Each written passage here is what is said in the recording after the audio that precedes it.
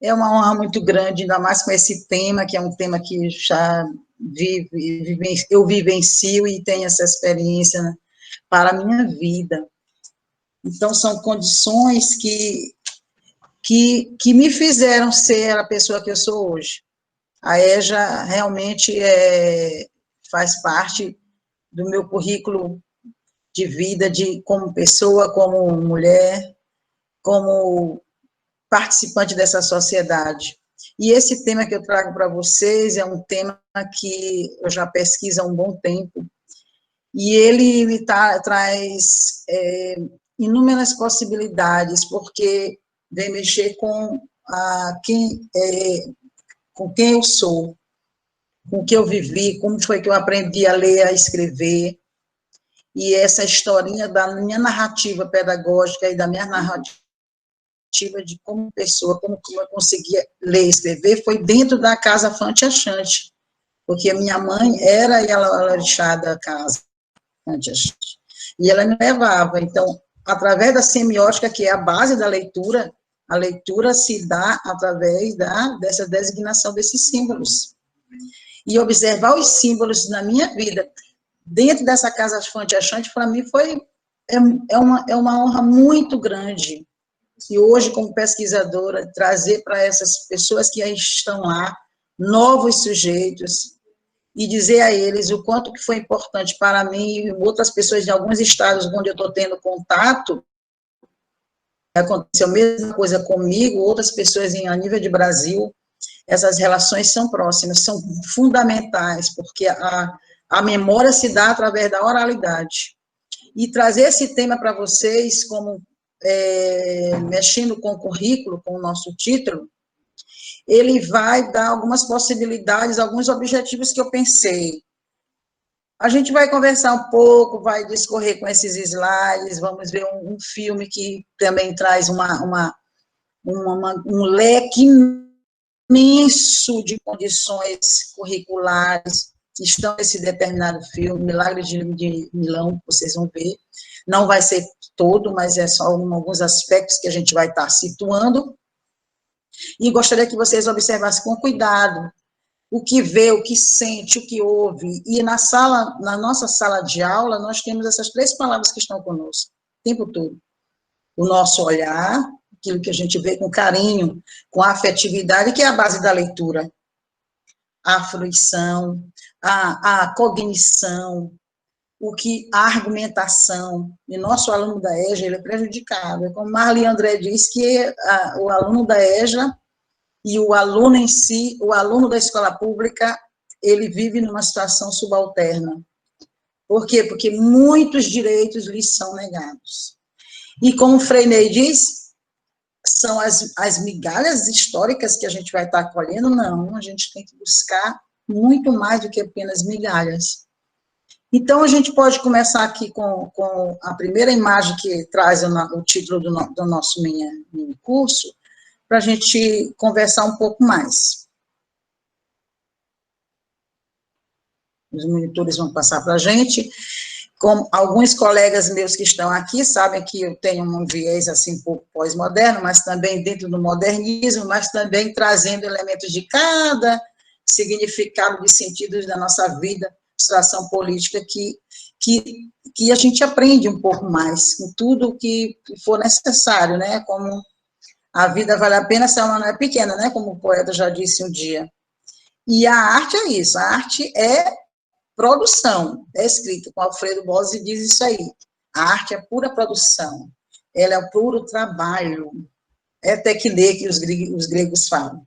Então, esse tema, para mim, ele traz uma relação, umas correlações que vão de encontro com essa figura desse rizoma que está aí no nosso trabalho. Eu escolhi essa figura quando me foi proposto essa possibilidade, essa grande honra de mostrar para vocês o que eu ando pesquisando por aí, pela minha experiência de vida, minha prática pedagógica. Esse rizoma, ele traz 2 elementos que são fundamentais no aluno da EJA. As construções, tijolinho por tijolinho que está nessa obra desse artista. tijolinho por tijolinho, um martelo, o que seriam os materiais de produção, de luta, de vida que o nosso aluno da EJA, todo dia eles se deparam. E a gente se depara com esse aluno trabalhador. Já tive alunos trabalhadores tenho 2 alunos surdos que trabalham na Rua Grande, eles carregam, levam materiais para as lojas, para as lojas da Rua Grande, e essa figura, essa grande obra que está aí, ela traz para a gente essas coisinhas pequenas que formam a vida do homem, a vida de cada professor, de cada profissional. Eu queria também salientar o tema lectoescrita, é a relação da leitura e da escrita, como nos diz a própria palavra composta. A leitura e a escrita, ela está junto conosco, está no nosso dia a dia, e é isso que o professor de arte, o arte educador, ele busca muito isso, porque a todo momento as expressões, os olhares, a fala do nosso aluno nos diz muita coisa.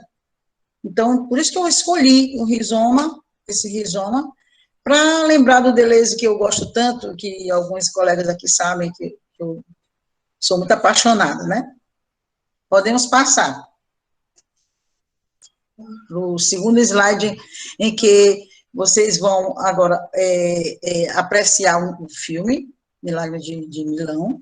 São apenas 7 minutinhos do filme para vocês observarem e retirar desse filme que vai passar agora, filme arte, que muita gente trabalhou em décadas de 90, em 2000, eu mexi muito com filme arte, que é fundamental para a gente.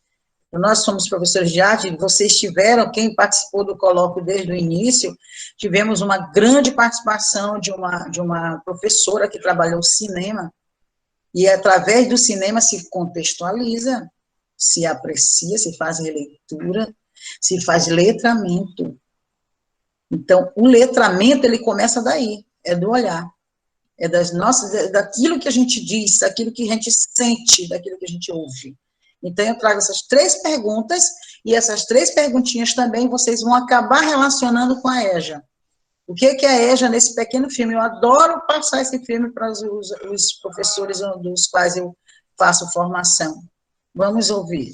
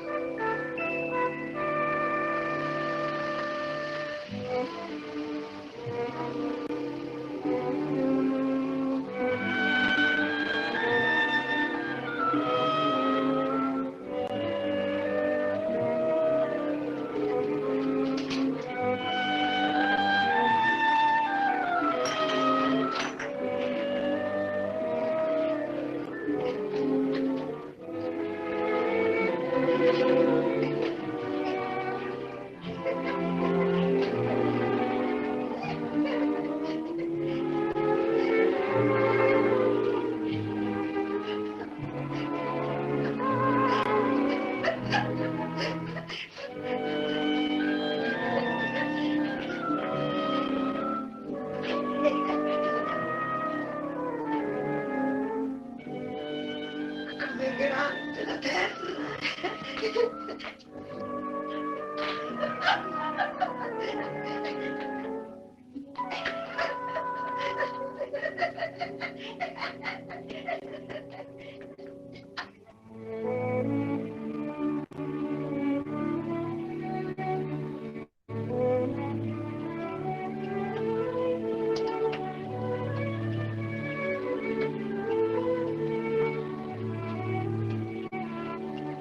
Quanto fa 7 per 7?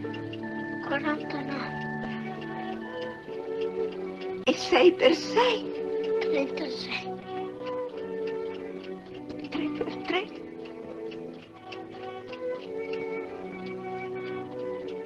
15.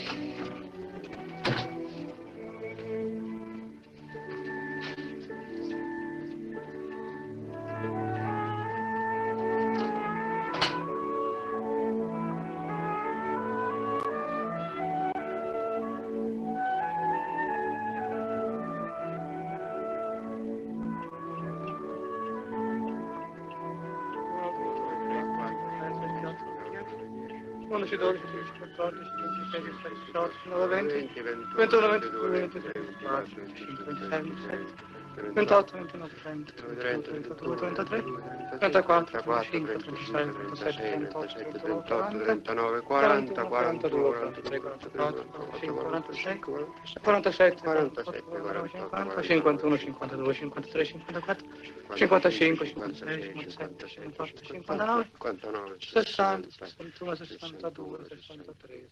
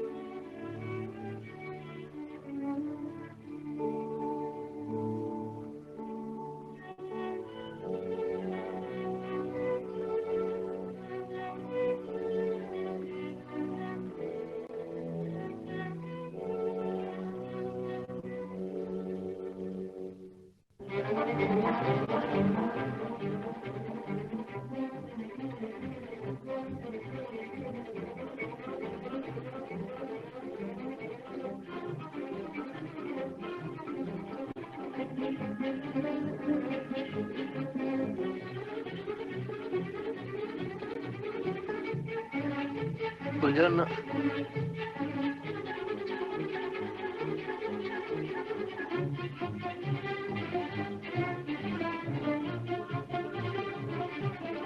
Buongiorno. Buongiorno.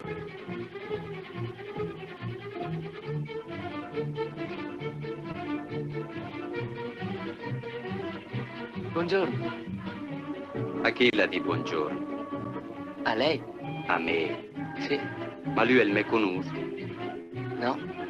Ma cosa vuol dire allora con questo buongiorno? Veredi veramente buongiorno? Ma Vasco al mar, ma guarda un po' se te capita tra i pe un bamba qualunque la mattina.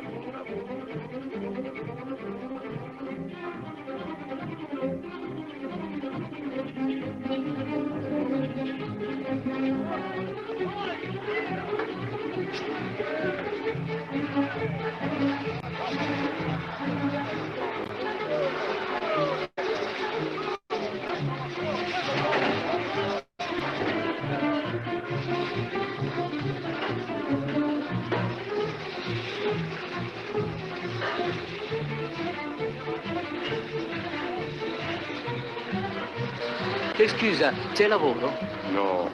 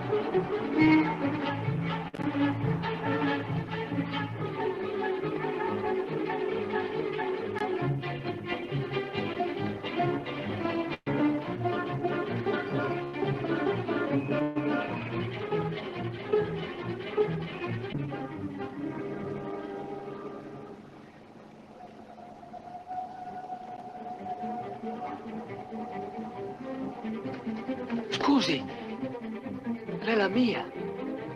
È la sua. Sì.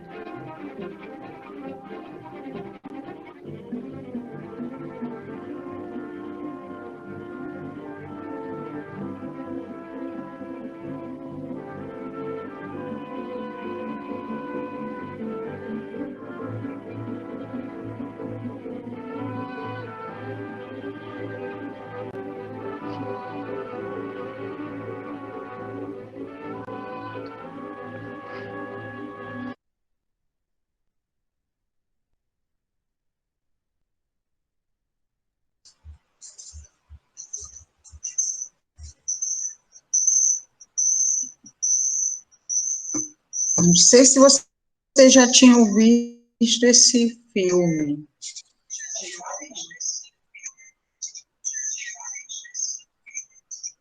Mas ele traz algumas concepções que a gente, depois, com calma, que vocês quiserem terminar de vê-lo, vocês vão observar tantas relações curriculares, práticas e palavras que vão acontecendo durante esse filme. Desliga aqui. Então, a criança é achada, olha bem. Aí você tem três perguntinhas para você analisar com calma, observar o que você vê, o que você ouve e o que você sente. Geralmente, na EJA, a gente faz isso, a gente usa essas 3 palavrinhas quando a gente vai dar aula para os nossos alunos da EJA. É fundamental que o nosso aluno da EJA seja ouvido, que ele diga as coisas, que o professor, sobretudo o professor de arte, ele não se prevaleça da sua fala, da sua experiência, em todos os momentos durante a sua aula. Então, esse filme é tão rico, gente, que eu escolhi a dedo para vocês, e eu sempre trabalho com ele, porque ele traz, olha, tantas coisas de afeto, de achados, uma criança é achada. Será que o nosso aluno da EJA, às vezes, ele não se sente órfão dentro de sala de aula, dentro da escola? Quando ele não é visto, quando ele não é olhado, ele é invisível. Às vezes o aluno chega na sala de aula e passa um tempão numa escola o ano inteiro e o professor não gravou o nome dele, porque a turma é tão grande e ele ainda não tem essa relação, não busca essa relação. O que será que está faltando? Esse cuidado para a gente ter com o nosso aluno, de observá-lo, de olhá-lo fixamente, de ver o que ele nos diz. Às vezes eles nos dizem tantas coisas só com o olhar e a gente passa despercebido. O ver crescer, como nós vemos o nosso aluno crescer gradativamente, como a gente busca esses resultados, os resultados e quem investiga esses resultados. O ator principal, ele começa a replicar aquilo que ele aprendeu com a senhora que cuidou dele. E quem media essas relações entre os sujeitos? Quem são os nossos órfãos hoje? Quem é que dá o ultimato dentro da sala de EJA? Quem é que dá o ultimato sobre o aprendizado do aluno? Se ele sabe, ele não sabe, ele sabe ler, ele não sabe ler. O aluno, a gente recebe esse aluno e, de repente, a gente ouve as frases que são bastante pesadas e cruas e que ferem e que marcam muitos alunos. Dizer que aquele nosso aluno não vai aprender mais nada, não tem mais condições de aprender, tá? Daí ele parou, estagnou.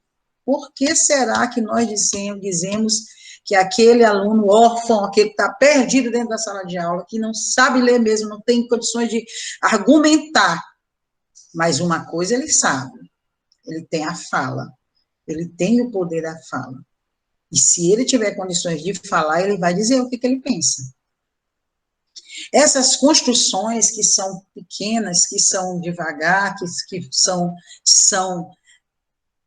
a miúde, presente na nossa prática pedagógica, ela pode ser algo fundamental para a gente reconhecer esse aluno. O aluno EJA precisa ser reconhecido. Um caso para vocês. Eu tive um determinado aluno numa escola pública que eu trabalhei, que no horário da tarde, tinha essa determinada aluna, uma aluna que estava ainda sendo acompanhada pelo Canaã, fez algumas infrações e estava atendida no Canaã, então tinha que estudar, né? Ela ia para a escola e ela tinha um péssimo comportamento. Era uma menina muito trabalhosa, a gente já quase não sabia o que fazer com essa menina. Então, ela estudava à tarde, e depois que completou 15 anos, por conta da repetência, foi para estudar à noite conosco. E ela mudou completamente o seu comportamento à noite. Foram novas perspectivas, novas maneiras de tratar o conhecimento com essa aluna, buscando essas características que essa aluna tem, buscando as maneiras das inteligências que ela tem, e a gente conseguiu fazer isso, e fomos bastante ovacionados pela direção, pela coordenação, e aí vem o trabalho colaborativo. Então, tudo são possibilidades que às vezes, o profissional da docência hoje precisa ser reestruturado, ele busca, assim, ele tem que parar um momento para descobrir que currículos são esses que podem ser mais ouvidos, que podem ser pensados, que podem ser até circulares. Um currículo pode ser circular. Por que um currículo pode ser quadrangular? Vamos pensar junto. Às vezes a gente faz com uma maneira de organizar caixinha de conhecimento que a gente acha que o nosso aluno vai absorver aquilo ali, e às vezes muitas vezes a gente quebra esse conhecimento, porque a gente rotula e dá um teor de quadrangular para ele, o nosso aluno não vai conseguir penetrar. Quando o currículo é pensado de forma circular, olha aí, coisa bonita. Eu aprendo com o aluno aprende comigo. Então, vamos passar adiante no nosso próximo slide. Aí, eu já até pincelei sobre os seus objetivos. Quando a gente pensou nesse colóquio, nessa proposição na parte específica da educação, da arte-educação, com o propósito de leitura e escrita, a gente pensou ver com vocês, analisar determinadas situações, teorizar, porque alguns teóricos aqui a gente vai ver, eu já dei um para vocês, já falei agora de um, mas tem outros que a gente vai levantar. As questões que vão aparecendo com o filme, você vai observar várias questões sobre EJA, já dá para dar uma pincelada aí. A nossa prática pedagógica, ela está envolto disso tudo, para que esse minicurso tenha um pequeno efeito, se ele tiver só um efeitozinho de você observar com mais cuidado o que é o currículo, observar com mais cuidado que possibilidades de letramento, de escrita, de leitura, que argumentos a gente pode trazer, abstrair desse aluno, já vai ter uma boa situação, eu vou me sentir muito bem, e você também. É claro, com as suas perspectivas, com o que você já tem de si, né, claro, né? Podemos passar. Quando eu falo dos objetivos da aula, eu estou falando da aula operatória.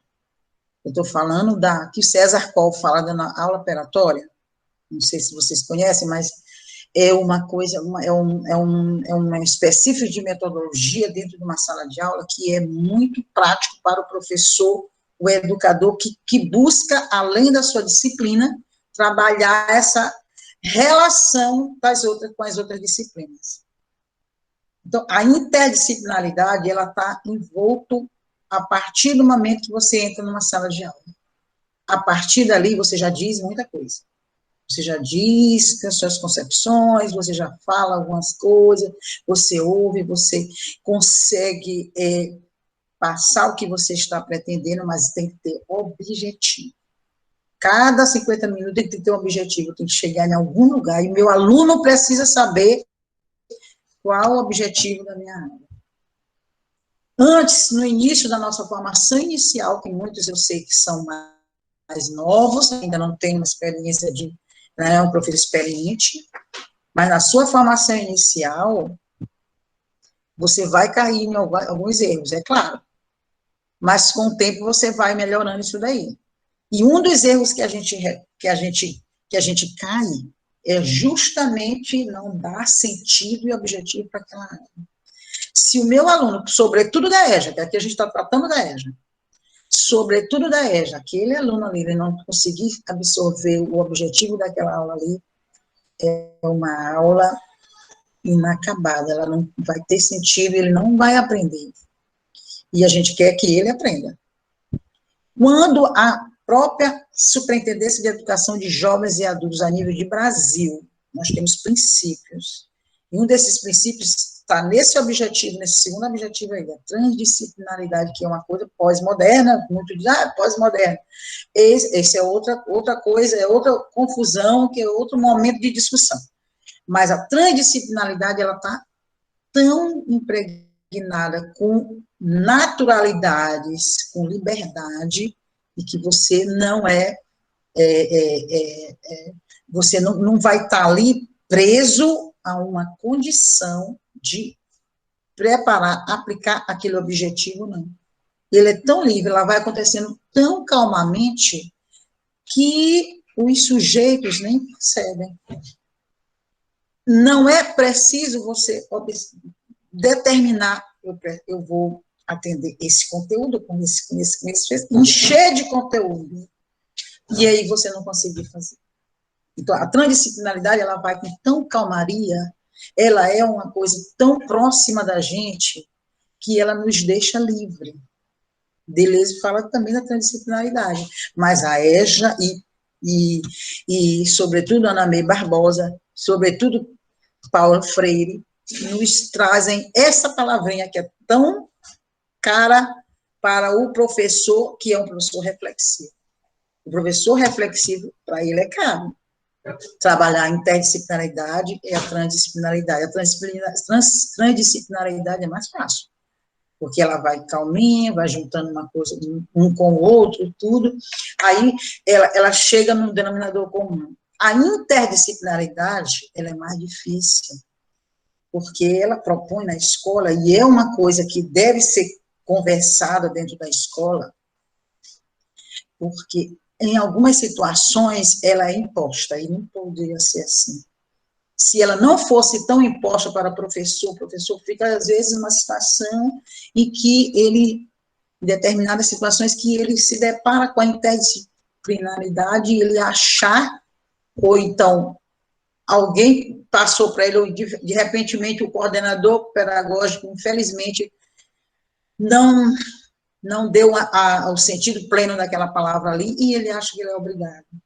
Então, quando ele se sente obrigado a trabalhar a disciplina dele, com outra disciplina, com outra disciplina, com outra disciplina, ele vai achar que ele está enchendo linguiça.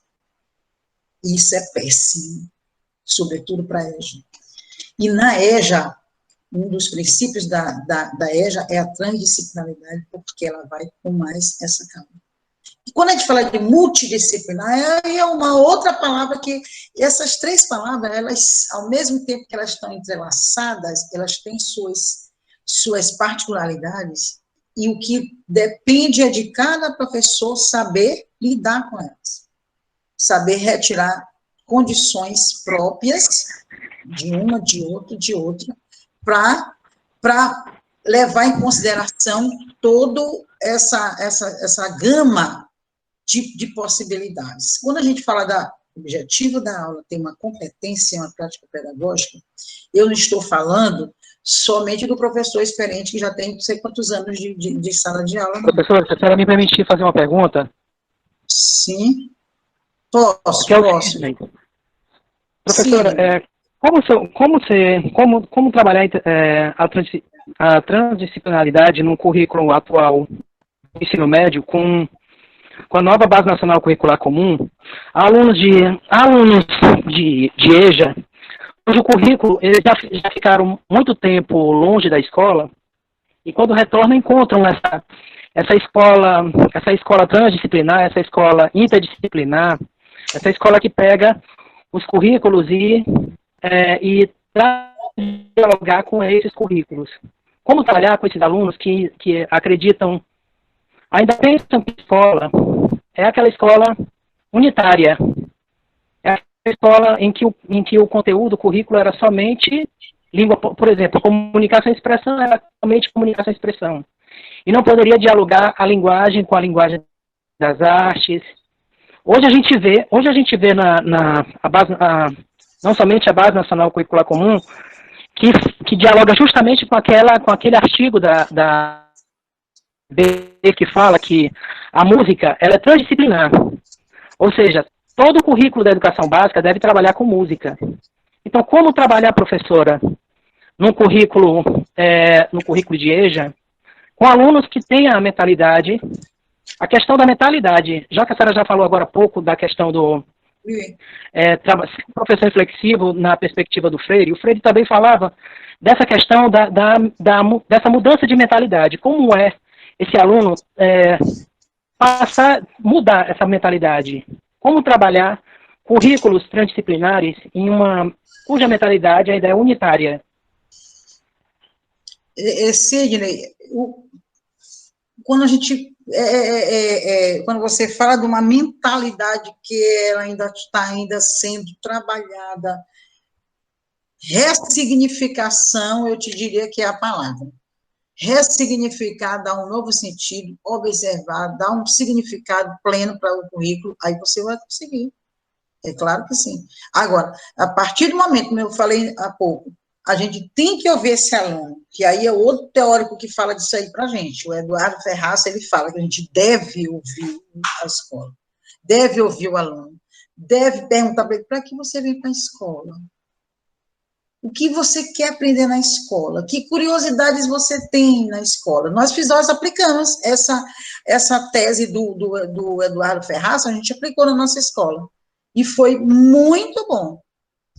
Eu te digo que a partir do momento que você ouvir, ressignificar, dar um novo sentido para esse currículo, já a gente vai ver alguns tipos de currículo, você vai chegar num denominador, tá?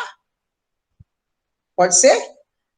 Depois a gente vai abrir. Sim, obrigado. Vamos abrir mais um pouquinho depois para a gente conversar um pouco mais, para a gente se entender melhor.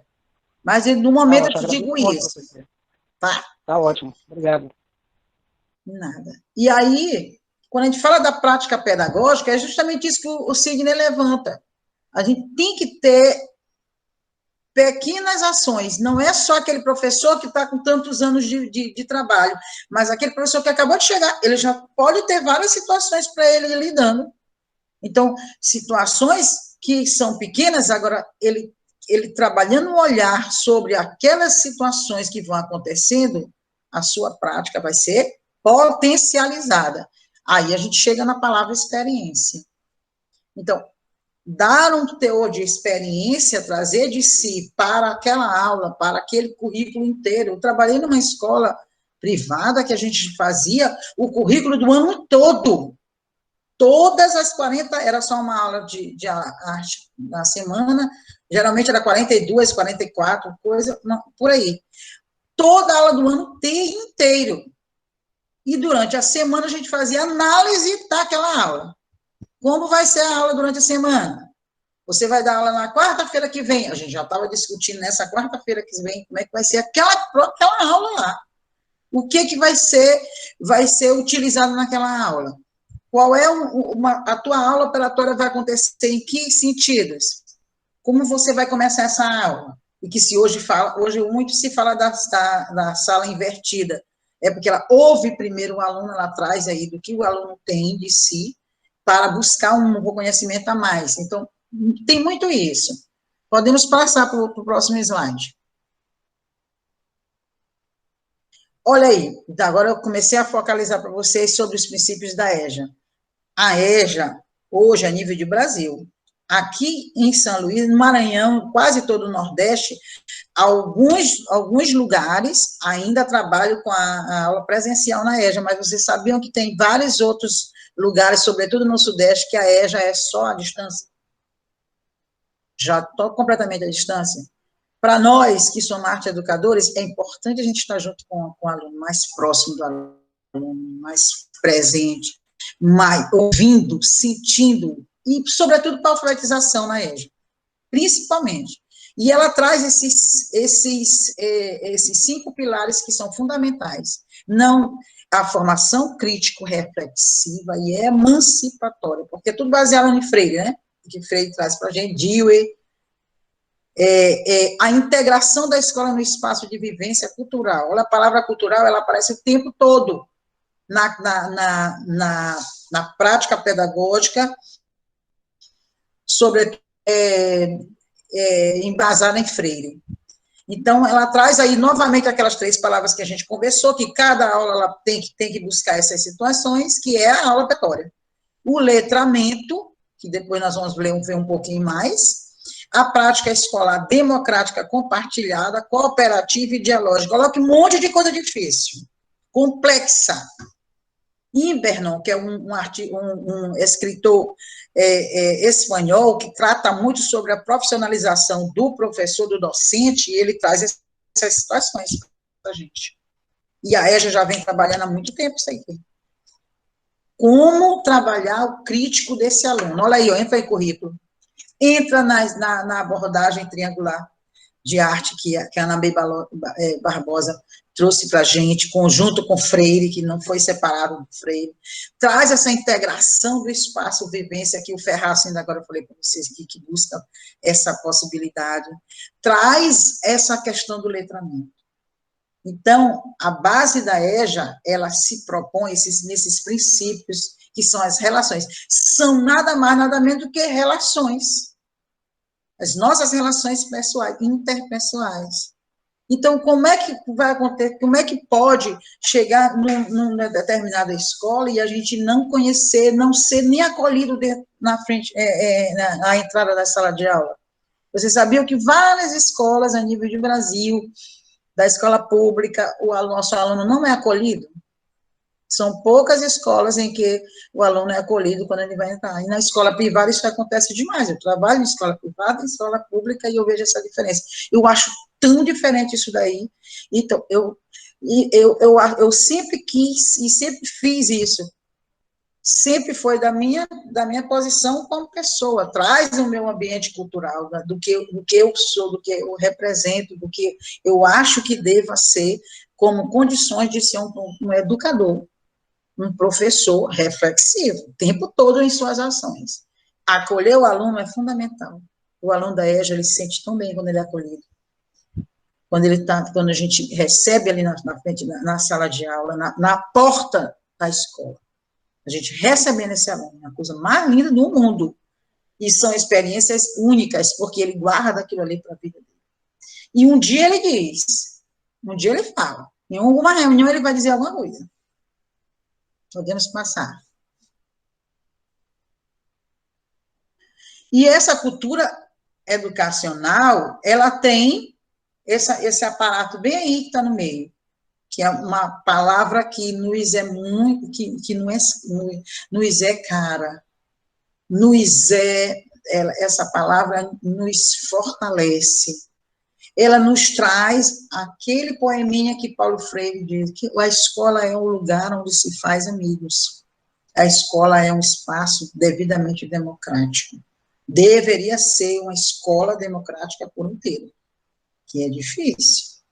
Mas o que é a escola democrática? É quando a gente chega e tem condições de dizer, de falar alguma coisa, dizer o que estamos sentindo. Por que não tem reuniões com os pais dos alunos que têm 15 anos que já estão à noite na escola? Eu me pergunto todo ano isso daí.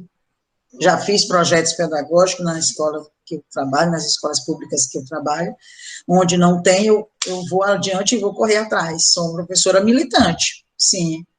Vou correr atrás disso aqui. Por que não acontece isso aqui? Se o aluno tem 15 anos, ele é de menor. Só porque ele já está estudando à noite, ele não vamos ter contato com os pais dele. A gente tem que ter contato.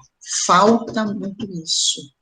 Então, para que aconteça o alargamento dessas subjetividades, a escola democrática deve ouvir, se ela é democrática.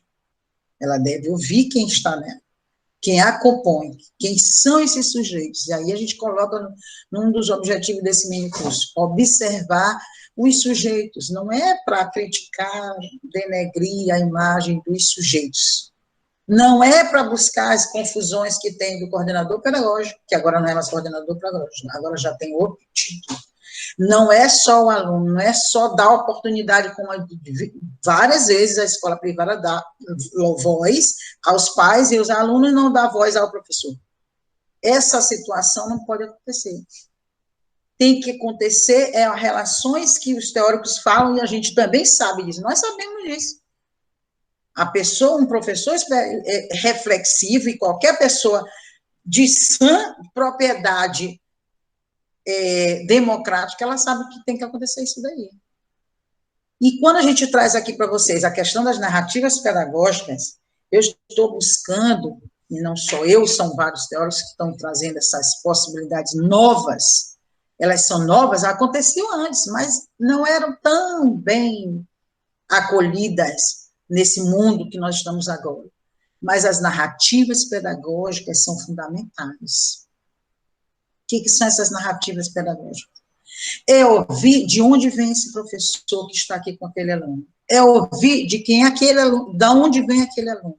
Quais são a gama de relações que aquele aluno pode, que ele possua e que ele possa contribuir dentro da instituição educativa. E aí sim, aí nós vamos chegar nessa autonomia bem aí, que é que Paulo Freire nos fala. Então, juntando esses 4 elementos, nós vamos chegar nas subjetividades. As subjetividades, elas são próprias de cada um de nós, mas às vezes a gente esconde. Então, às vezes a gente se torna um professor que é apenas um professor conteudista, e a gente tem que se livrar disso. A gente tem que começar a dizer não para aquilo que não vai dar resultados, que não vai dar resultado. O aluno da EJA precisa de conteúdo, isso é fato. Uma vez uma professora me perguntou, eu preciso dar vários conteúdos para o meu aluno, porque o aluno não sabe isso, não sabe aquilo, não sabe ler, não sabe escrever, não sabe isso, aquela é a leitura de mundo dele. Por que nós não partimos do princípio daquilo? Então, essas subjetividades é que fazem com que todos possam usufruir de um elemento principal, que é a aprendizagem, ela se dá por conta disso. E nós, como arquieducadores, como professores reflexivos que somos, como professores que estão vendo além daquilo que nos é apenas apresentado, que vamos muito além do currículo, que vamos muito mais além e vamos verificando que aquilo ali, que todas essas nuances, essas aquarelas de situações de vida, elas devem ser acopladas. E aí é por isso que eu trago para vocês o Indernon, o Francisco Indernon, ele disse uma coisa tão linda sobre a questão da escola democrática, e ele faz um estudo sobre a questão da profissionalização desse professor, e ele diz, a crise social decorrente das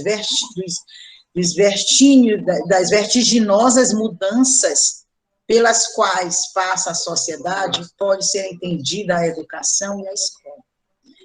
Visto que a sociedade em mudança requer renovação na escola e na instituição educativa, para atender às suas demandas, para que isso tudo aconteça, é necessário uma coisa, um novo profissional da educação.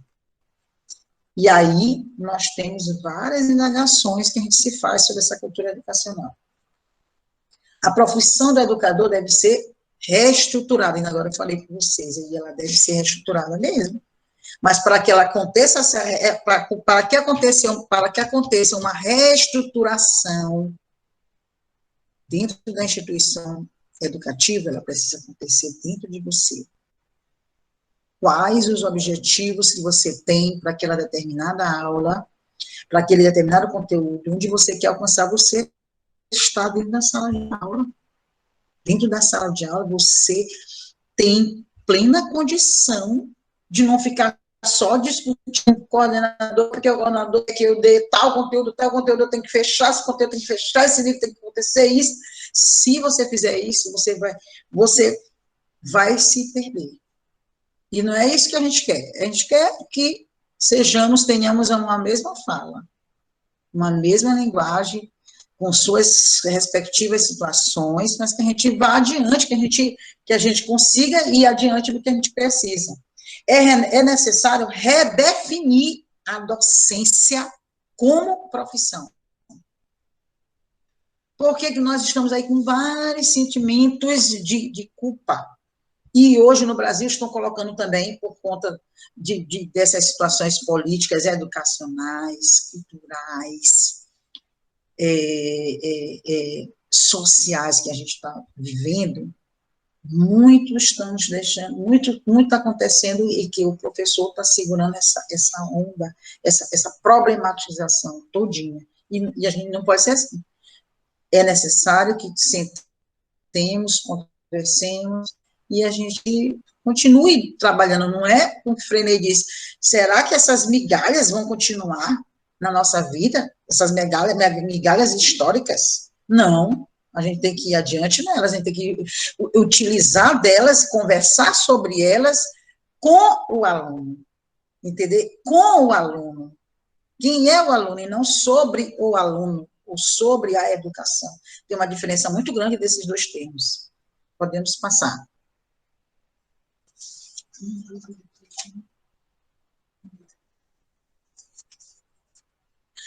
Ai, que coisa linda, gente. Olha que essa foto do Sebastião Salgado nos diz. Quando eu comecei a trabalhar na escola pública, aí vai um pouquinho do meu início do meu trabalho, eu já trabalhava na escola privada e fui trabalhar numa escola pública. E a escola pública, a primeira escola pública que eu fui trabalhar aqui em São Luís, ela foi iniciada, originada de aulas que uma senhora chamada Neuza dava ao redor de uma grande árvore. E eu encontrei essa foto aí do Sebastião Salgado, e aí é um grande mandacaru, de pessoas lendo, aprendendo a ler, escrever, observando, trabalhando, vendo um livro. Eu achei isso só para ilustrar, para dizer para vocês como eu iniciei na escola pública. E eu aprendi muito nessa escola, porque nós temos vários casos que aconteceram nessa escola, que eu vou dizer para vocês que está no próximo slide. Arte na vida, casos vividos, vozes, lugar de fala. Gente, a escola que eu iniciei minha vida pedagógica na escola pública, quando em 2004, aquele primeiro concurso que teve, eu vi um caso desse menino, que ele não queria ser chamado de Zumbi dos Palmares. E os livros que mostram a imagem do Zumbi dos Palmares, era muito parecida com ele, e os meninos ficavam chateando ele, chamando ele de Zumbi dos Palmares. Esse menino tinha tanta raiva, ele tinha tanto ódio daquilo, de chamar ele de Zumbi dos Palmares. Não é nem zumbi daquele filme, dos filmes de zumbi, não, é Zumbi dos Palmares. Grande líder da nossa história afro-brasileira. E aconteceu o seguinte, em uma dessas brigas, porque chamavam ele de Zumbi dos Palmares, ele disse que ele ia resolver naquele dia, e já era 5 horas da tarde, estávamos terminando o último horário, e ele acendeu uma fogueira na frente da escola, chamando uma determinada pessoa, em que ele ia ter uma grande briga com ele lá, e ele ia resolver a briga com ele naquele dia. E ele disse, quando ele saiu de sala de aula, hoje eu vou resolver a minha vida. Hoje eu vou resolver. Mas ninguém sabia o que era, né? Quando nós saímos da escola, a gente viu a grande fogueira. Gente, aquilo ali foi um impacto tão grande na minha vida. Nesse período ainda não tinha acontecido a deflagração da Lei 10.639/03, que é de História de África e Afro-Brasileira no Brasil, nas escolas. Ainda não tinha acontecido, isso foi 2004. Como os coordenadores, como nós professores, como nós poderíamos trabalhar numa situação dessa? Olha o pepino que a gente estava na mão. E muitos professores diziam, gente, a gente não vai se meter numa confusão dessa, porque está fora da escola. Ele não acendeu a fogueira dentro do pátio. Então, olha as perguntas que a gente se faz todo dia. Isso não aconteceu dentro da escola, então eu não vou nem me meter. Eu não vou dizer nada. Eu vou me calar, porque eu venho aqui para dar aula e vou ganhar meu dinheiro e acabou. Então, desde esse momento aí, que eu já tinha uma concepção do que é a questão crítico-reflexiva, de ser uma professora atuante, de ser uma professora militante, isso aí já estava em mim, já caminhava em mim. Mas eu busquei resolver essa situação. Eu disse aos colegas, gente, a gente não pode deixar um negócio desse assim. A gente tem que trabalhar a identidade desse aluno, a identidade desse lugar, é o nome do lugar. Argola Itambor, é o nome da escola, do local. E o nome da escola é Web João do Vale. Olha que coisa mais linda. Então, os meninos até então ainda não tinham aula de quem era João do Vale. Que fez João do Vale? Quem foi esse grande cantor João do Vale? E aí, Sidney, eu mesma, fui eu buscando com os professores, mas foi de argumento meu, de nós vamos iniciar nossas aulas, quando começar o ano, todo o tempo, colocar um projeto sobre quem é João do Vale. E nós temos livros que falam de João do Vale, e aqui em São Luís, tem na nossa biblioteca, no Arquivo Público do Maranhão, tem um livro falando de João do Vale, mas não foi nem um maranhense que fez, foi um carioca que veio, estudou sobre o João do Vale em Pedreiras, e depois foi na nossa escola. Eu mesma fiz o desenho na época da nossa bandeira, falando de João do Vale, eu que fiz o desenho. Nós fomos falar sobre quem é João do Vale, fomos pedir apoio para a Vale, num projeto que eu mesma que argumentei, conversei com os professores, gente, vamos sentar, pessoal de história. Eu solicitei uma interdisciplinaridade. Poderia ser transdisciplinar, mas naquele momento, a palavra que era em voga também era interdisciplinaridade. Então, buscando essa interdisciplinaridade, gente, vamos estudar o nosso povoado. Vocês gostam do nome do povoado de vocês? E já havia uma confusão, uma briga, uma confusão do pessoal lá, porque haviam muitas pessoas que não gostavam desse nome, Argola e Tambor. Por que é chamado Argola e Tambor? Não sei se vocês sabem quem é daqui de São Luís, se não sabe, vai saber agora. É chamada Argola e Tambor, porque nesse povoado foi encontrado vestígios de tortura de africanos, nossos irmãos, os primeiros dos nossos ancestrais aqui, em São Luís, aqui no Maranhão. Então, encontraram muitas coisas que estão hoje na Cafua das Mercês, foi para lá, e o pessoal de história fez acho que quem é de história deve conhecer esse caso que eu estou falando aqui. Então, por isso que foi denominada Argola e Tambor. Muitas pessoas queriam tirar esse nome, colocar Vila Nova, tinha um outro nome lá que eles queriam colocar. E por conta dessa possibilidade, eu disse, gente, nós vamos estudar o nosso lugar. Vamos falar com a Vale, porque a Vale tem um projeto dentro do Parque Botânico. O Parque Botânico tem uma situação que é chamada Planejamento Participativo do Parque. As escolas do entorno de Itaquibacanga participam todo ano desse projeto da participativo do orçamento. Então, é determinado, tem uma quantia, né? Todo ano, naquele tempo, acho que foi em R$100 mil que estava determinado para a parte cultural, no envolto das escolas que estão ao redor do parque. Então, eu criei um projeto nesse período aí, que é um lugar, um momento artístico e histórico do meu lugar, para que os meninos entendessem qual é a história de vida desse lugar, como foi que começou, eles nem sabiam. Então, na escola, a gente começou a trabalhar isso daí. Esse é o primeiro caso. Aí eu pergunto para vocês, que práticas pedagógicas, se você fosse deparasse com uma situação dessa, o que você ia fazer? Olha que deu para fazer muita coisa, em arte, os meninos desenharam, fizeram trabalho, fizeram filmagens, fotografias do lugar, fomos fazer entrevistas, fomos fazer um tombamento, o professor de história fez uma questão de tombamento dos espaços lá,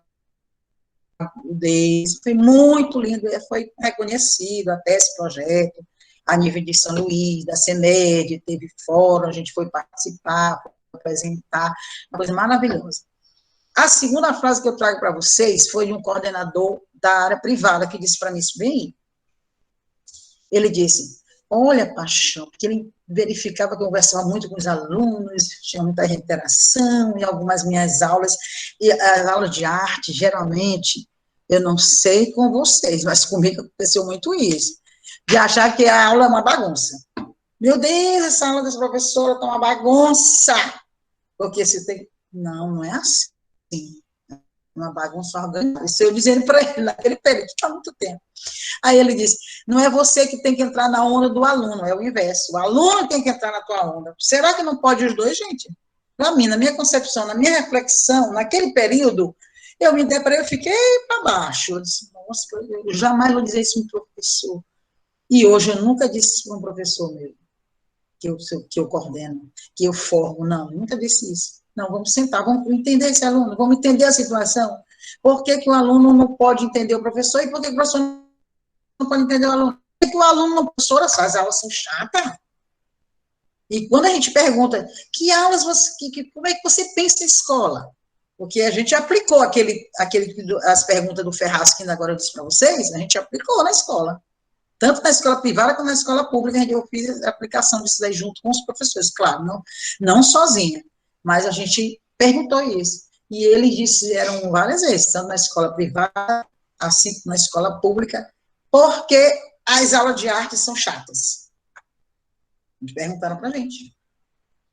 Porque as aulas são chatas, a gente não tem vontade de vir para a escola.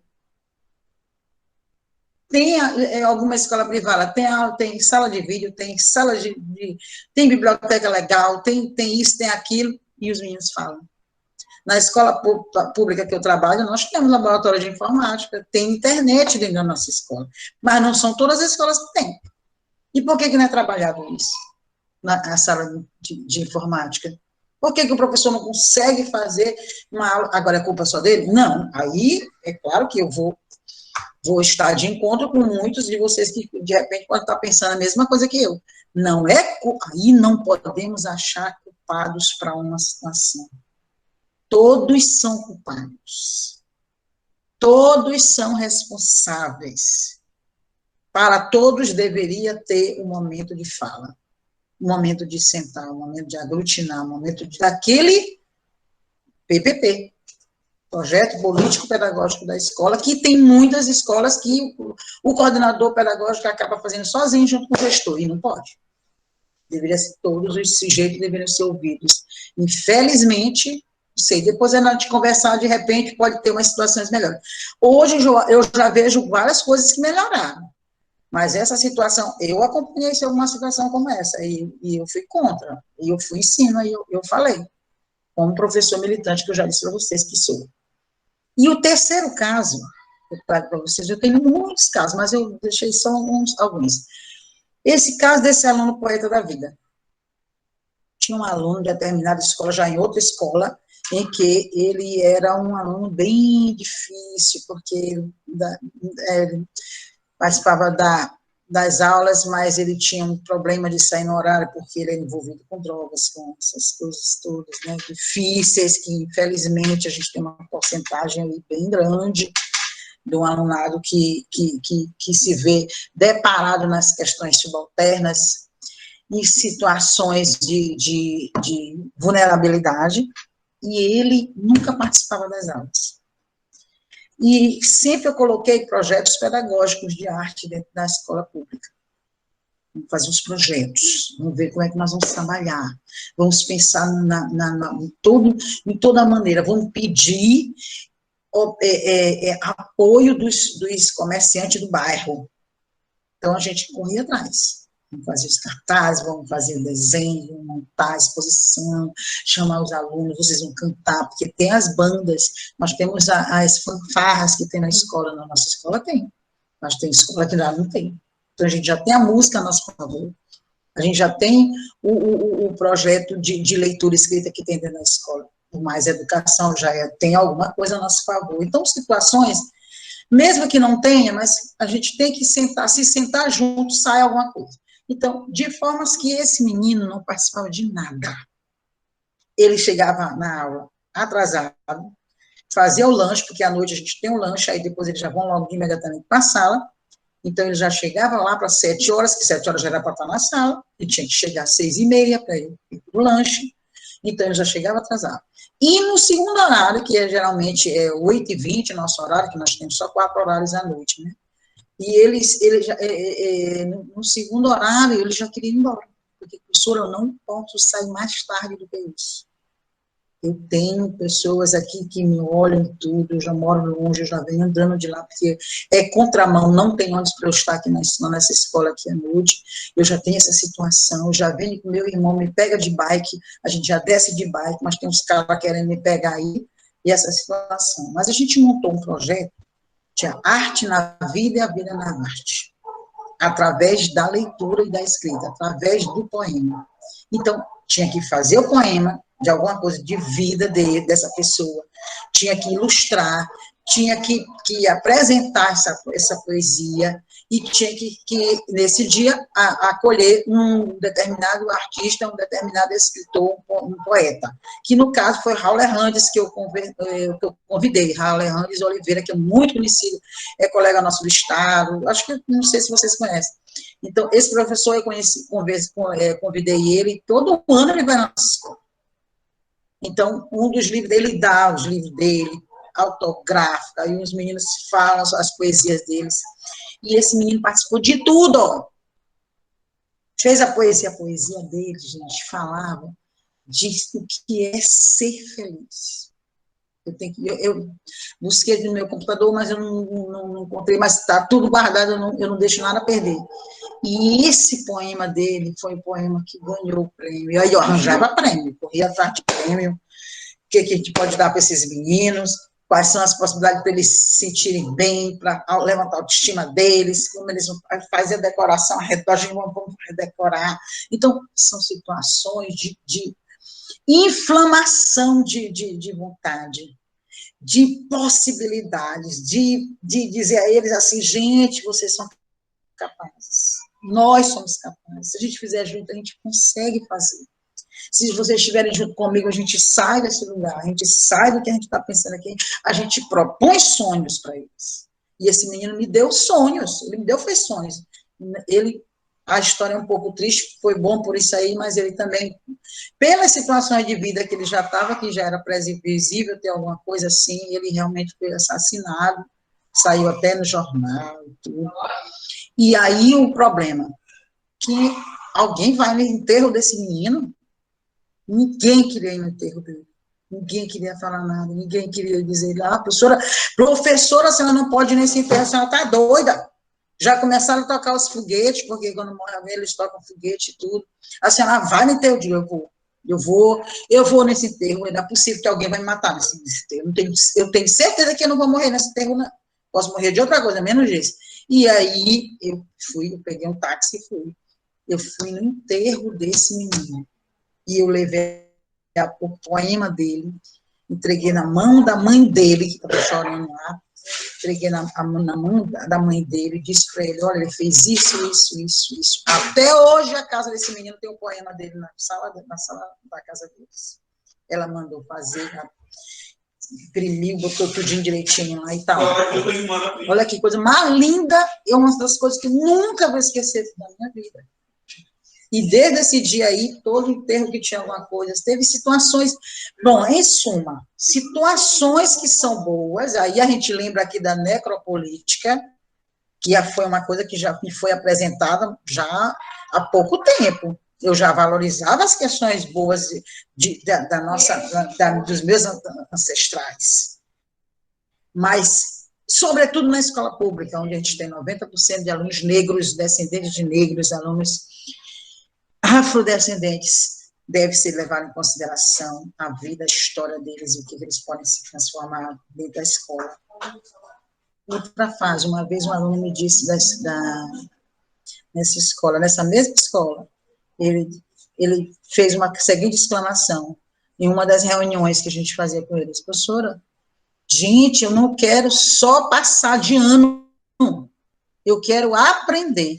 Sabe por que ele falou isso? Porque a gente tinha um alto nível de faltas de professores dentro da escola.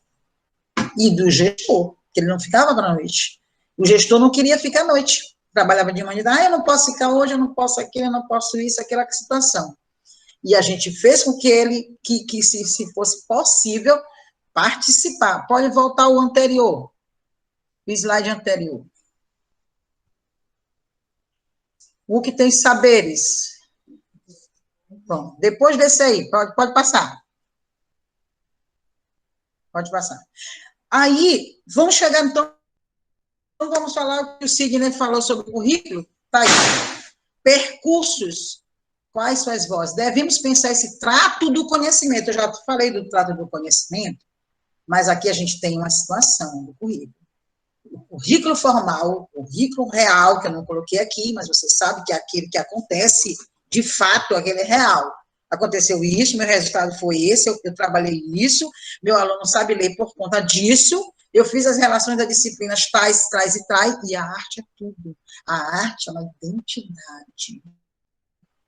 Identidade social. Ela nos determina uma identidade. Por ela, nós conseguimos um leque de transformações. E essas relações de poder que eu coloco aí, eu digo a vocês, cada sujeito tem sua participação, ele é forte, ele tem poder, mas o poder que a gente fala no poder sentido pleno mesmo, né?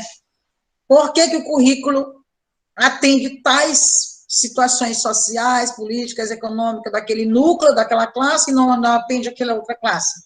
E a gente sabe isso aqui. Nosso conteúdo programático, que a gente trabalha na escola privada, sobretudo quem trabalha na escola privada e na escola pública, sabe disso, que eu vou falar agora. O nosso currículo é totalmente desconecto. A gente trabalha um currículo inteiro, tal, na escola privada, tem todas as condições, a gente consegue fazer isso. Ele tem no seu diagnóstico a possibilidade de a gente avançar ou não, e na escola pública, infelizmente, a gente não consegue trabalhar o conteúdo inteiro, porque é falta de uma base que o nosso aluno não tem. Então, o currículo formal é tudo aquilo que é definido para ser aplicado. O currículo real é aquele que é realmente que acontece e que é fato, que teve um resultado. E o currículo oculto é aquele que a gente que está nas entrelinhas desse professor reflexivo. É na experiência, naquilo que o aluno está trazendo para a gente, que está dentro dele, faz parte da subjetividade dele, é aquilo que a gente não anota, é aquilo que aquela frase que o menino disse lá, eu quero aprender e eu não quero só passar. Como é que eu vou trabalhar isso aí? É o currículo oculto. Ele está presente em todo trabalho pedagógico. Podemos passar. Pode passar o slide.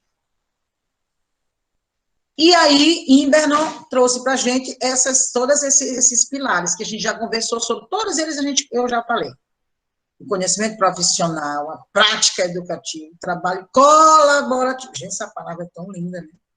Essa palavra é uma palavra que todo mundo fala. Hoje é a moda. Vamos fazer um trabalho colaborativo. Quanto que o trabalho colaborativo é importante? É sim. Ele traz aquelas subjetividades, ele traz o currículo oculto que está em volta dele, ele traz aquele currículo que é o currículo crítico, que está envolvido com o currículo oculto, que está envolvido com a questão sociológica, que está envolvido com a questão dessa complexidade de ser professor, de ser docente, de ser um arte educador. A formação permanente. Você tem a sua formação inicial e você tem a sua formação que é para a sua vida toda. Formação, gente, é todo o tempo, é toda a situação vivida, é todo momento que você vai vivenciando. Agora, se você souber trazer, te retirar de tudo que você está vivendo para a sua vida, para a sua prática, com certeza você vai chegar mais além. E aí ele traz esses pilares, os pilares e princípios que fundamentam a formação. Todas as possibilidades possíveis de trazer essa subjetividade, da reflexão, do senso crítico, tudo isso. Os conhecimentos profissionais ativos. O que o Imbernon vem dizer para a gente? É aquela reestruturação desse professor. É a pré-compreensão, é a compreensão do que devemos ser e do que nós podemos ainda buscar, sonhar de realmente sermos, de buscar aquela aula operatória, de buscar aquelas transformações, de pensar qual é o letramento que eu posso trazer para aquela atividade ali de arte rupestre que eu vou trabalhar com o meu aluno lá no 6º ano. Como que eu posso fazer isso aí? Sabendo que na escola privada, o 2º ano novo já trabalha essa temática, arte rupestre. E lá na escola pública, o aluno lá do 2º ano do Fundamental 1, ele não tem um professor especialista com ele. Quem está com ele é a própria professora de sala, né, a professora regente, regular, que vai trabalhar esses temas aí, Mas eles têm livro. O livro deles até é muito bom. O livro de arte do Fundamental Menor é até muito bom. Mas, mesmo assim, tem que ter uma bagagem para poder trabalhar essa área. E os meninos não sabem quase nada. Quando está no sexto ano, você vai trabalhar esse arte rupestre, você tem que pensar numa condição de que como que você pode mexer com as imagens, as palavras geradoras, um bom vídeo sobre arte rupestre, que já tem tantos vídeos excelentes, coisas aqui no Brasil. Eu trabalhei numa escola privada, que quando a gente terminava o conteúdo de arte rupestre, a gente ia na Serra da Capivara, era tudo organizado. Eu nunca consegui fazer esse sonho na escola pública, mas um dia eu vou fazer. Vamos lá, vamos passar. Estamos terminando, gente, para a gente fazer a nossa discussão. E o currículo oculto, já falei, né? Nem vou mexer muito com isso aqui. A abordagem triangular do ensino de arte, vocês praticamente quase todos, não sei, os que são de arte sabem isso aí, os que não são de arte e educação já ouviram falar, porque trata da contextualização. Olha aí onde é que está o professor reflexivo, ele aparece aí. Os saberes artísticos mexem com o gênio, nós somos agraciados, nós somos privilegiados. O arte educador, ele é privilegiado, porque ele tem essa condição de buscar essa sensibilidade do fazer artístico do aluno. Ele tem condições de buscar maneiras legais de releitura para esse aluno apreciar, para que ele realmente diga o que ele está vendo, o que ele está sentindo e aquilo que ele ouve. Ele tem condições de ler tudo que que o professor de arte traz para ele. Então, eu acho essa proposição fundamental para o letramento, porque a contextualização é letramento total. A apreciação, a leitura e a escrita através disso daí é total. Certo? Vamos passar. E as diretrizes que eu trago a vocês, que todos vocês já estão sabendo, o Sidney levantou a questão da BNCC. Gente, olha, a BNCC, ela tem entraves, mas ela tem uma outra possibilidade, que ela deixa mais amplo a nossa discussão, ela nos deixa livre, não é só de direcionamento, não como os eixos anteriores, nos referenciais. Ela nos dá a possibilidade de análise, de dizer que aquilo poderia ser, do que aquilo não poderia ser. Ela é mais democrática. Na minha opinião, aí eu não sei, de repente pode ter divergência, eu não retiro a minha opinião. Minha opinião, por enquanto, observando a BNCC, ela me traz essa possibilidade de leitura. As dimensões do conhecimento em arte, que a gente vê bastante, que pode ser totalmente presente para o letramento, a fruição, a estesia, a criação, todas as possibilidades. E as leituras, os diretrizes de base na educação nacional, né? Então, que são a base do nosso trabalho. Essas pequenas leis, às vezes a gente acha chato, não vou estudar isso, mas que mais teve curso de BNCC, né? Teve vários, mas não custa nada você se embasar na cientificidade da coisa, porque também não foi aleatório. Pessoas, sujeitos foram ouvidos para ser trabalhado essas diretrizes, para se chegar em determinadas leis. Muita coisa já rolou, muita coisa foi ruim, porque não vamos tirar coisas que são boas para refazer muitas outras situações que poderão vir, né? Como Paulo Freire disse, claro que em uma das entrevistas que ele até pôs para vocês, mas não será possível a gente fazer essa leitura. Mas ele traz esse leque de possibilidade e disse para a gente, naquele período, que coisas mudarão e podem melhorar, serem melhoradas. Podemos passar. E aí eu trouxe esse exemplo de letramento, alguns exemplos que eu já falei vários, mas esse exemplo de letramento através isso aqui eu apliquei, mas foi a partir daí da pós de arte, mídia e educação que eu faço. Eu já sou discente também dessa pós, eu sou mestranda em educação pela UFMA, em educação, e o meu objeto de estudo é justamente o currículo e o letramento através do componente arte. E essa possibilidade de cinema, através da vida desse desse artista, foi um documentário, né, que a gente foi feito.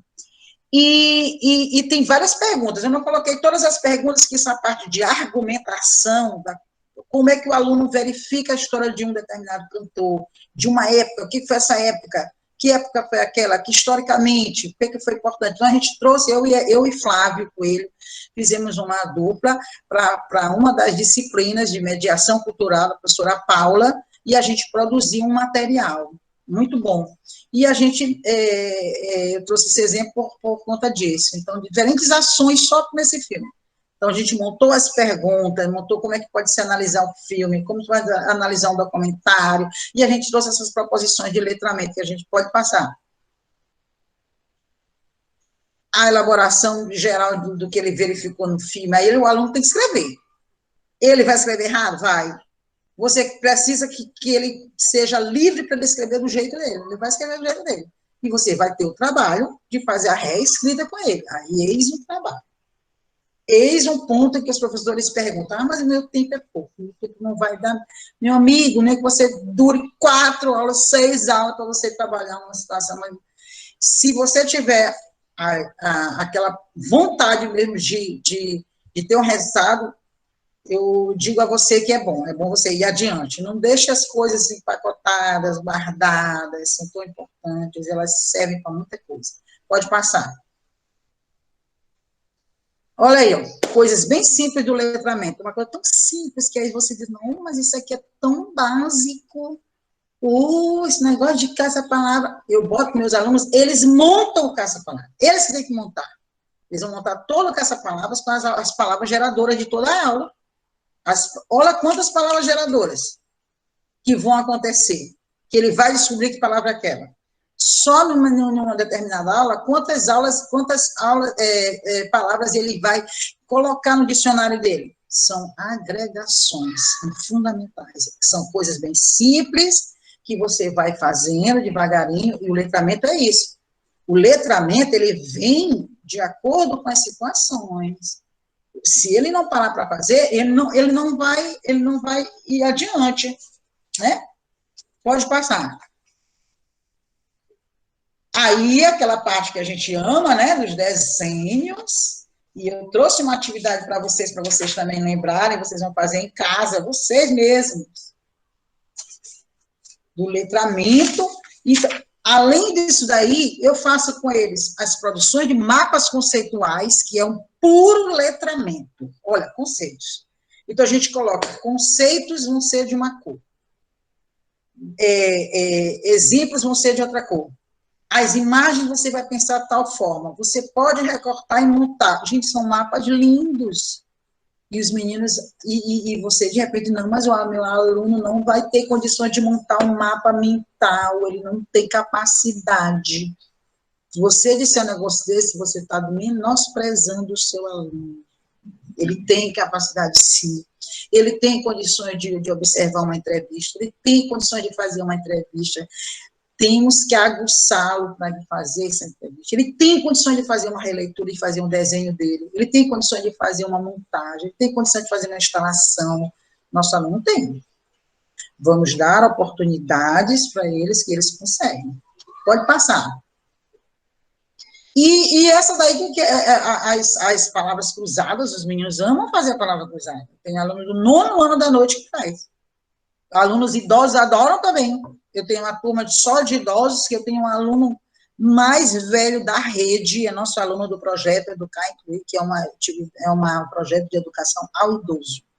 Funciona à tarde, e o aluno mais velho da rede tem 90 anos. Ele pega o carro dele, ele vai de carro para essa aula dele.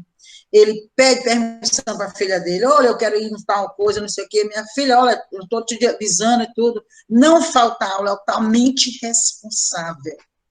Se a gente passa uma atividade para ele, ele faz toda a atividade. Ele não sabia mexer no celular. A gente me ensinou. Aí não sabia, eu tive que criar com as professoras um currículo de como trabalhar o celular. É letramento. Como trabalhar o celular com esse aluno. Não o digital, né? A gente foi logo primeiro naquele, mas esqueci o nome específico. Então, eles tinham que mandar mensagem para o coleguinha, tinham que dizer algumas frases, se era um dia de uma atividade, de um dia festivo, eles tinham que dizer uma tal coisa, a frase do dia, as palavras geradoras daquela aula passada, passar para o colega, isso é letramento, isso é leitura, isso é escrita, ele vai buscar como fazer aquela atividade ali, ele tem que enquadrar, fazer as palavras cruzadas, verificar quantas palavras são, ele tem que trabalhar as linhas. Então, gente, são situações, aí você podia até me perguntar assim, nossa, mas isso aí é do pessoal de língua portuguesa, da língua materna, o pessoal da língua materna tem que se preocupar com isso, paixão, não é a gente. Olha aí, onde é que está? Aí eu digo que a palavra é ignorância. Isso é uma palavra de grande ignorância, se você se deparar com uma frasezinha dessa. Eu não concordo. Então, a língua materna, ela está presente, como todo mundo sabe, presente em todas as disciplinas. Todos nós somos responsáveis de trabalhar a língua materna. Que coisa mais linda que tem isso aqui. Aí o Flávio que montou, né? O design é do Flávio, tá aí o nome dele, eu botei os créditos dele. Mas eu faço com os meninos, é eles que montam, eles vão pegar a régua, eles vão montar, claro que eu tenho que explicar para eles, o enquadramento, algumas situações eu tenho que explicar, evidentemente, né? Tem que explicar tudinho.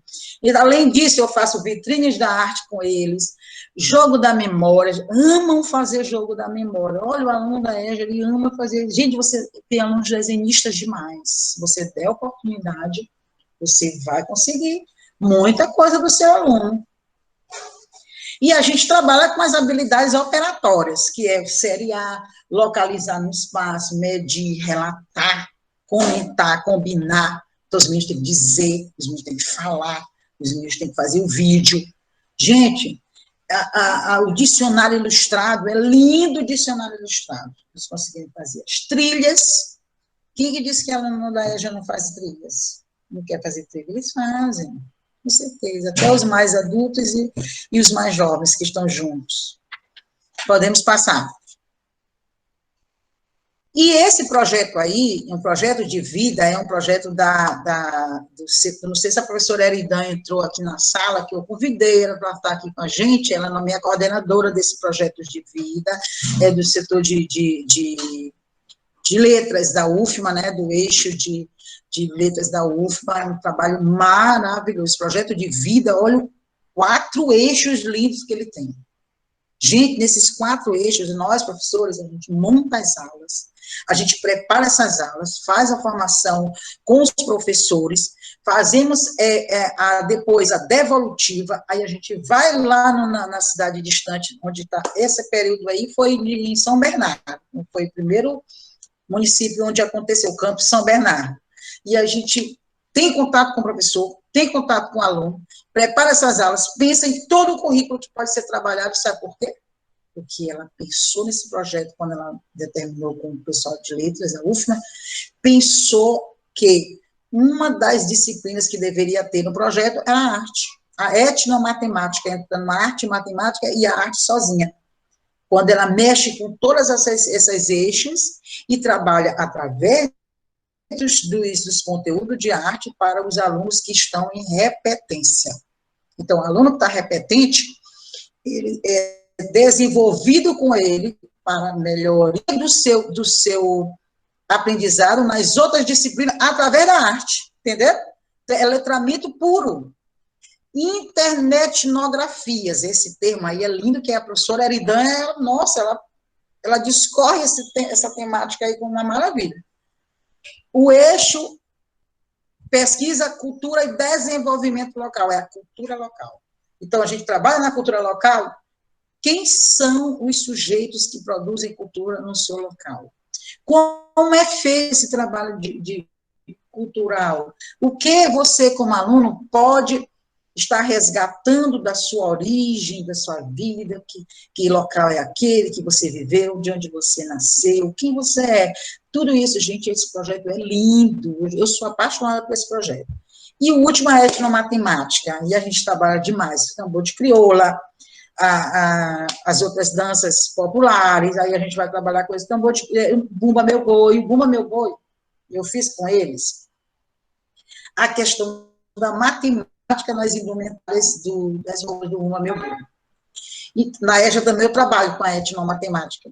E aí, com o professor de matemática, juntos, a gente vai verificar todas as possibilidades matemáticas e culturais que estão em volta daquele indumentário, da roupinha deles e tudo, né? Aí eles vão fazer as decorações, vão montar, vão produzir, de acordo com as formas geométricas que estão naquelas roupas, como é que poderia ser feito, sabe? É um negócio, assim, maravilhoso. Esse projeto é muito lindo. Quem quiser conhecer, aí é só entrar no portal, vai ver no Departamento de Letras e busca a professora Eridan Guterres e você vai encontrar. Pode passar, já estamos terminando para a gente fazer uma pequena conversa. E aí eu termino com essa frase de Paulo Freire: todo amanhã se cria um ontem, através de um hoje. E temos de saber o que fomos para saber o que seremos. Obrigada, gente.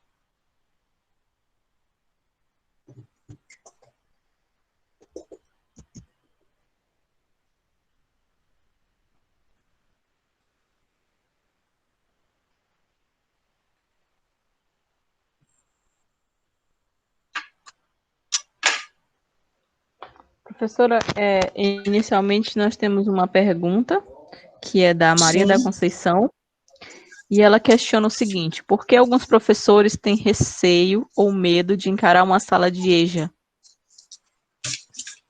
O primeiro receio é o que a Marli André diz, aquele que é subalterno. A Marli André, ela fala isso para a gente, uma teórica, e ela diz assim: muitas pessoas têm medo daquele que está à margem. Tem medo, tem receio, porque não quer ver o novo, ver aquele que é diferente de mim. Então, as diferenças, elas acontecem muito isso, a discriminação, gente, a palavra é essa. E esse receio é um receio de dizer que, será que eu não sou capaz? Aí você tem que se olhar. Puxa, será que eu não sou capaz de conversar de igual com aquele aluno? De descobrir quem é aquele aluno, de dar oportunidade. Se você der oportunidade a ele, ele vai te dizer tanta coisa. Ele vai fazer com que você aprenda tantas coisas, ele vai fazer com que você seja mais leve. Então, é aquela palavrinha, é o afeto, é a calma, é a situação de olhar o outro, é a situação de dizer, somos iguais, sim. Podemos estar lado a lado, de mãos dadas, como diz o poeta. Eu digo para ela: Conceição, minha xará, te digo, minha filha, pensa um pouquinho, tenha uma calma que você vai conseguir chegar nesse aluno. É um pouco difícil? É, porque a gente acha que eles são todos bem, sabe, da margem, a gente acha isso. Não sei se eu respondi, mas é uma questão de ânimo para ti, tá?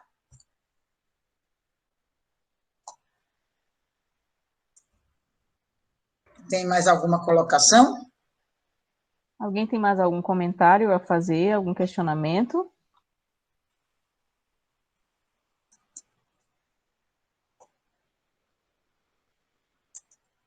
Eu já vou agradecendo também, muitas pessoas falaram, me parabenizaram, eu fico também muito alegre. Tudo é um aprendizado junto com vocês. É claro que é diferente, né, gente? Porque a gente gosta mais de interagir, quem me conhece gosta mais de estar mais próximos, mas é assim mesmo, a gente está próximo, nos olhares.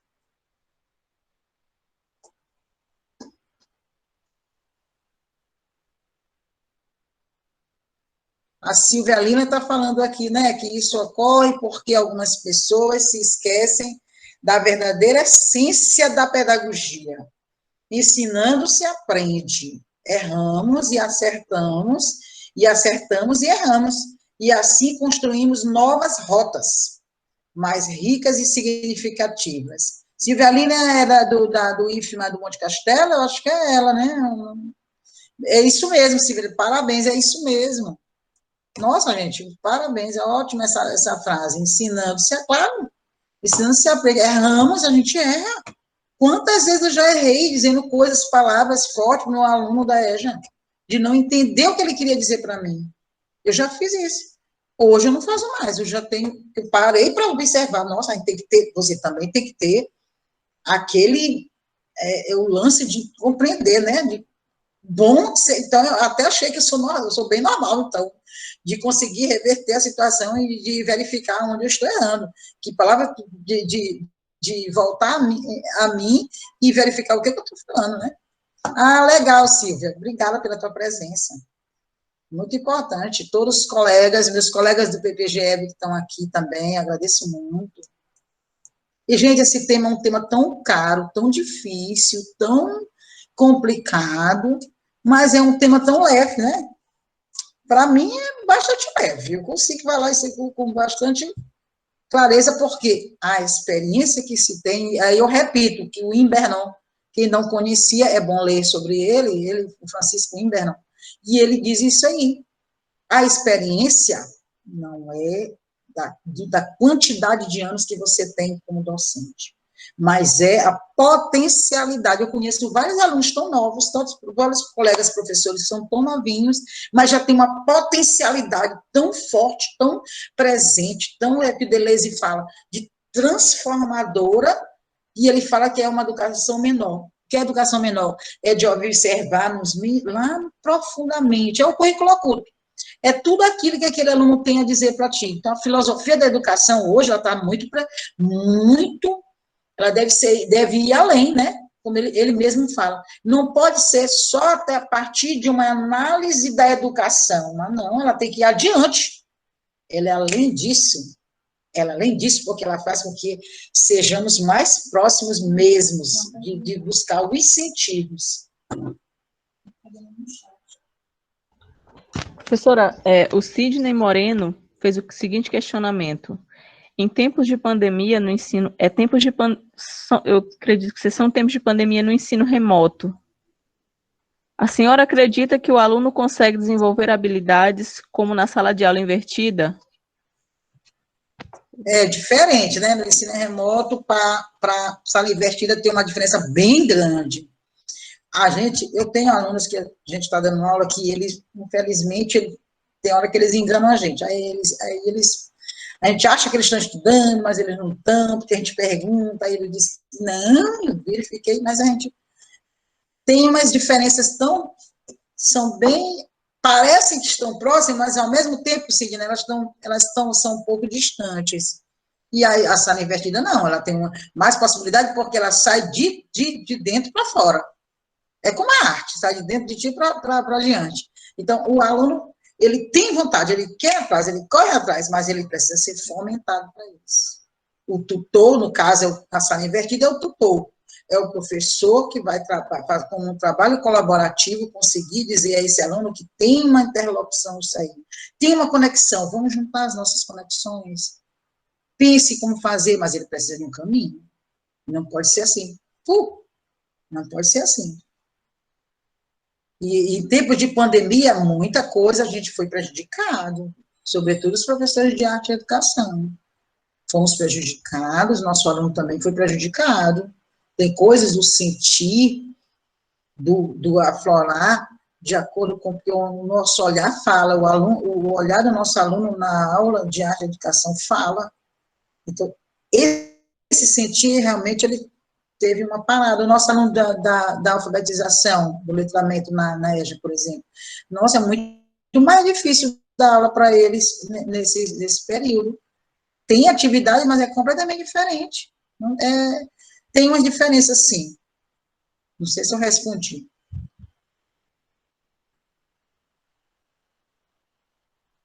Bom, e por último, o Sidney também questionou quem são os atuais analfabetos ou semi-alfabetizados no Brasil?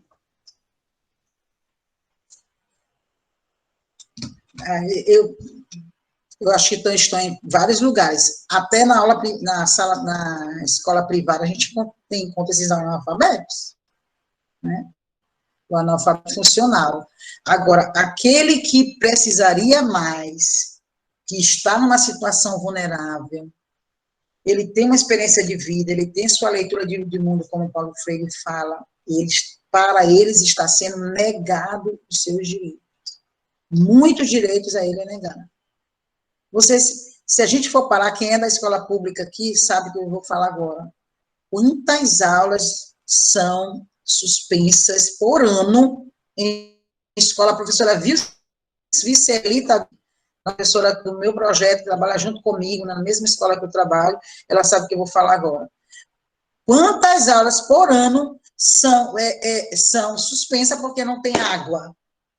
Faltou água, a bomba quebrou, a bomba arrebentou. Uma bomba d'água numa escola pública, nessa específica que eu trabalho, ela queima e é trocada por ano quase 3, 5, 7 vezes, gente. É inadmissível. Já teve períodos de um mês inteiro, faltar aula numa semana, toda semana ser suspenso uma aula, porque faltou água, aí não vai poder fazer o lanche. Aí, porque não vai ter o lanche, aí não vai ter... Aí, o banheiro em si já não é limpo. Então, para esses alunos, eu digo, eles são negados. Para eles são negados esse direito.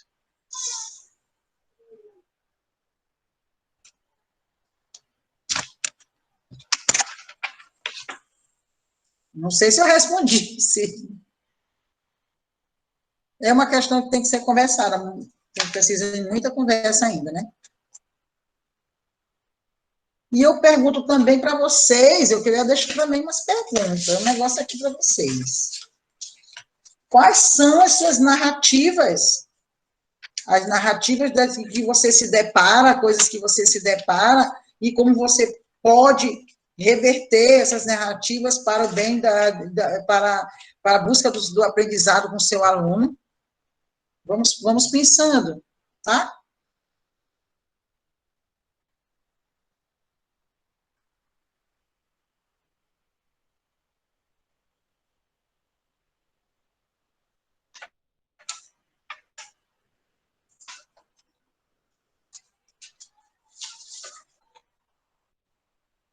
E o filme, eu penso que vocês também podem dar uma olhadinha nesse filme, que esse filme é tão bonito, ele traz tantos questionamentos sobre a arte, sobre a posição do letramento, o que é o letramento.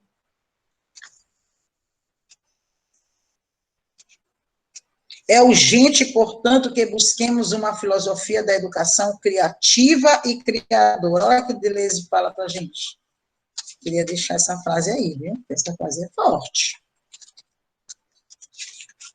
Gente, eu preparei um monte de questionamento para vocês aqui e não estou achando. Mas, enfim.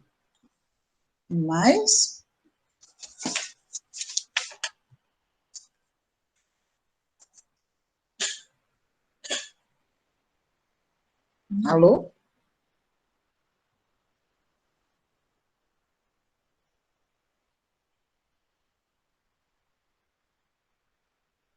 Ela vai fazer mais alguma pontuação?